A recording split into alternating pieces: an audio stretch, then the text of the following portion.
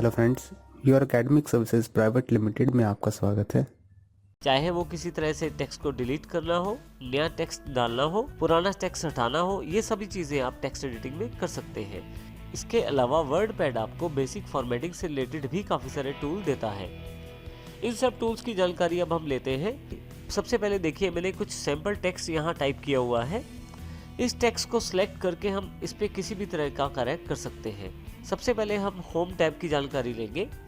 Home tab काफ़ी सारे group में बटा हुआ है, जैसे क्लिपबोर्ड, जिसके अंतर्गत कट कॉपी पेस्ट कमांड शामिल है, फ़ॉन्ट से रिलेटेड टूल्स इसके अंतर्गत शामिल है, पैराग्राफ, इंसर्ट और एडिटिंग। अब बारी बारी से हम इन सभी ग्रुप्स की जानकारी लेंगे। सबसे पहले इम्पोर्टेंट बात, यदि आपको वर्ड पैड में कोई भी कार्य करना है तो उसके लिए उस टेक्स्ट को सिलेक्ट करना ज़रूरी है जिस पे आप कार्य करना चाहते हैं। अब सबसे पहले मैं देखिए इस बीच वाले पैराग्राफ को सिलेक्ट कर लेता हूँ। सिलेक्ट करने के लिए माउस के लेफ्ट क्लिक को मैं प्रेस करके रखता हूँ और माउस को ऊपर या नीचे जिस तरफ मुझे सिलेक्ट करना है घुमाता हूँ। जैसे यहाँ पे मुझे टेक्स्ट ऊपर की तरफ सिलेक्ट करना है तो मैं ऊपर की तरफ ड्रैग कर रहा हूँ। फाइनली माउस का लेफ्ट क्लिक छोड़ देता हूँ और मेरा ये टेक्स्ट सिलेक्ट हो जाता है। आइए अब सबसे पहले हम होम टैब के फ़ॉन्ट सेक्शन की जानकारी लेते हैं।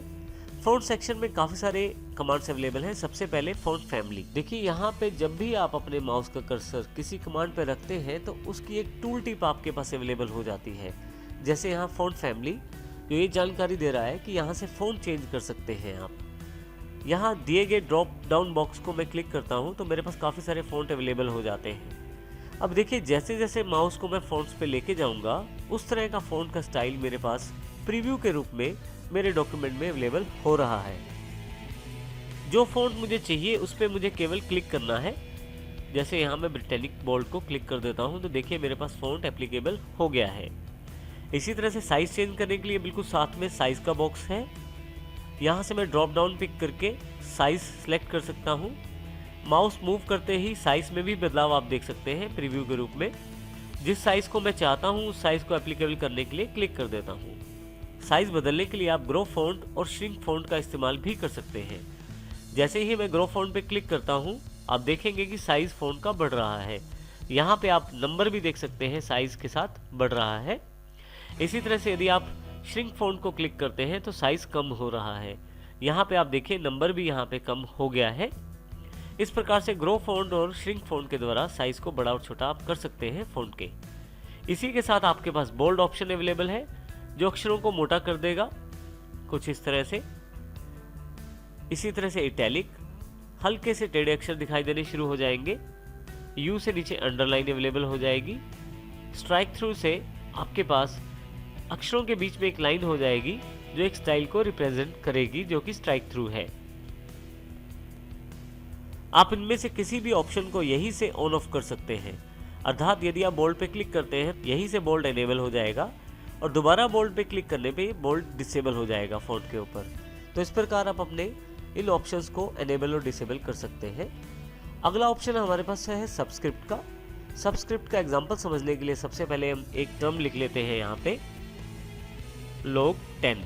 अब यहाँ पे मुझे 10 को log के बिल्कुल पैर में रखना है, यानी कि नीचे की तरफ रखना है। तो इसके लिए मैं 10 को सिलेक्ट कर लेता हूँ और यहाँ पे मैं सबस्क्रिप्ट पे क्लिक कर देता हूँ। आप देखेंगे यहाँ पे log 10 में 10 नीचे पैर में चला गया है log के। तो इस प्रकार से आप सबस्क्रिप्ट का प्रयोग कर सकते हैं। दोबारा नॉर्मल पोजीशन में लाने के लिए फिर से 10 को सिलेक्ट कर लें। आप देखेंगे कि ऑप्शन एनेबल है, तो यहाँ मैं इसे फिर से डिसेबल कर देता हूँ। आप देखेंगे कि सबस्क्रिप्ट का इफेक्ट यहाँ से हट गया है।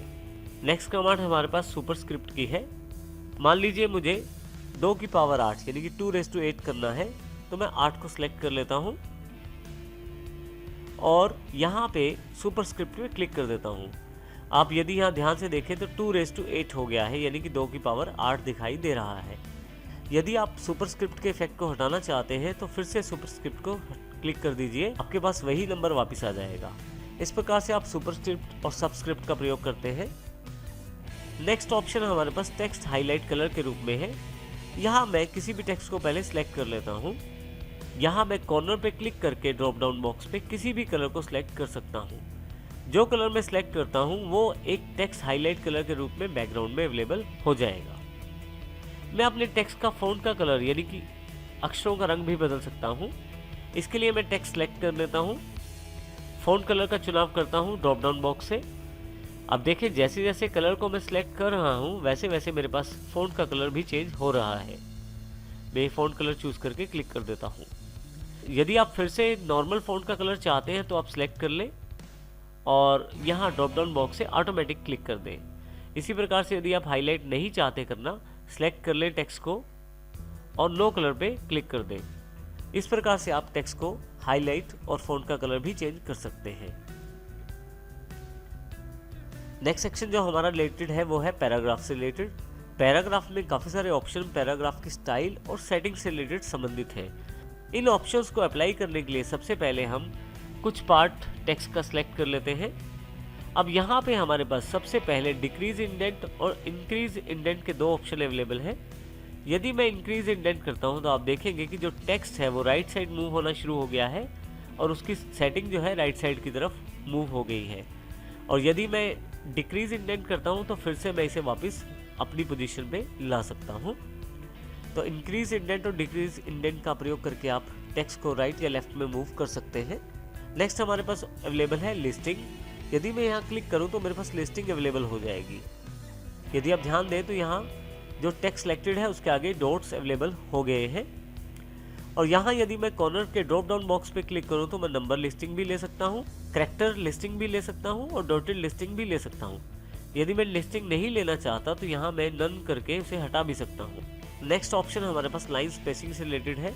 मैं लाइन स्पेसिंग पे क्लिक करता हूँ और यहाँ से जिस तरह की लाइन स्पेसिंग चाहिए उस पर क्लिक कर देता हूँ। जैसे मैं लाइन स्पेसिंग 2 कर देता हूँ तो आप देखेंगे जो टेक्स्ट सिलेक्टेड था उसके बीच का स्पेस बढ़ गया है। यदि मैं इसको फिर से वापस 1 पे लाना चाहता हूँ तो 1 क्लिक कर दूंगा। जिस तरह का मैं लाइन स्पेसिंग चाहता हूँ उस तरह का लाइन स्पेसिंग यहाँ से मैं सिलेक्ट कर सकता हूँ। नेक्स्ट ऑप्शन नीचे की तरफ अलाइनमेंट से रिलेटेड है। जैसे ये लेफ्ट अलाइन है, ये सेंटर और ये राइट। आपका राइट अलाइनमेंट करने पर सारा का सारा टेक्स्ट का झुकाव राइट साइड हो जाता है। सेंटर करने पर सारा का सारा टेक्स्ट सेंटर्ड हो जाता है यानी कि बीच में दिखाई देना शुरू हो जाता है। और लेफ्ट करने पे लेफ्ट पे टेक्स्ट आपका सारा अलाइन हो जाता है। नेक्स्ट अलाइनमेंट जो हमारे पास अवेलेबल है वो है जस्टिफाई। यदि मैं जस्टिफाई को क्लिक करूं तो जस्टिफाई दोनों तरफ से लाइनों को बराबर करने की कोशिश करता है। आप देखें लेफ्ट करते हुए यहाँ पे मेरे पास ISST वीडियो और वेरी के बाद कुछ स्पेस खाली रह गया है, परंतु जैसे ही जस्टिफाई करता हूँ तो वो उन स्पेस को भरने की कोशिश करता है और दोनों तरफ से लाइनें बराबर करने की कोशिश करता है। इसी के साथ एक पैराग्राफ डायलॉग बॉक्स भी अवेलेबल है मेरे पास पैराग्राफ के रूप में। मैं कुछ टेक्स्ट की लाइनों को सिलेक्ट कर लेता हूँ और फिर ये पैराग्राफ बॉक्स पे क्लिक करता हूँ। यहाँ पे मेरे पास काफ़ी सारे ऑप्शन हैं। जैसे सबसे पहले इंडेंटेशन है। मैं सीधा यहाँ टाइप करके सेटिंग्स दे सकता हूँ। जैसे कि मैं लेफ्ट से 2 पॉइंट की इंडेंटेशन चाहता हूँ, राइट साइड से 1 पॉइंट की, फर्स्ट लाइन की इंडेंटेशन में चाहता हूँ 2 पॉइंट हो और जो स्पेसिंग है वो यहाँ से डिसाइड कर सकता हूँ पैराग्राफ की।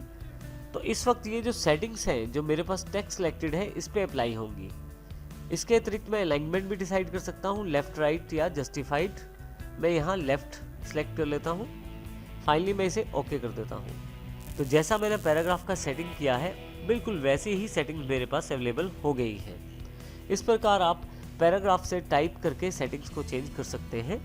मैं यहाँ Ctrl+Z कर देता हूँ। Ctrl+Z से आप अंडू करके सारी सेटिंग्स वापस ला सकते हैं। Ctrl+Z के लिए आप Ctrl+Z की शॉर्टकट की का प्रयोग कर सकते हैं और यदि आप यहाँ चाहें तो ऊपर से भी अंडू का बटन आपके पास अवेलेबल है। क्विक एक्सेस टूल बार पे अंडू करते हुए आप स्टेप बैक कर सकते हैं हर एक चीज़ को। आपके पास साथ वाला बटन रीडू का है। यदि आप इसे क्लिक करें तो फिर आप उन्हीं ऑप्शंस को दोबारा अप्लाई कर सकते हैं। इसका अर्थ ये हुआ कि रीडू से आपकी कमांड्स फिर से आगे चली जाएंगी और अंडू से सारी कमांड्स फिर से वापस आ जाएंगी। शॉर्टकट के रूप में यदि आप अंडू का प्रयोग करें तो Ctrl+Z है और रीडू का प्रयोग करें तो Ctrl+Y है।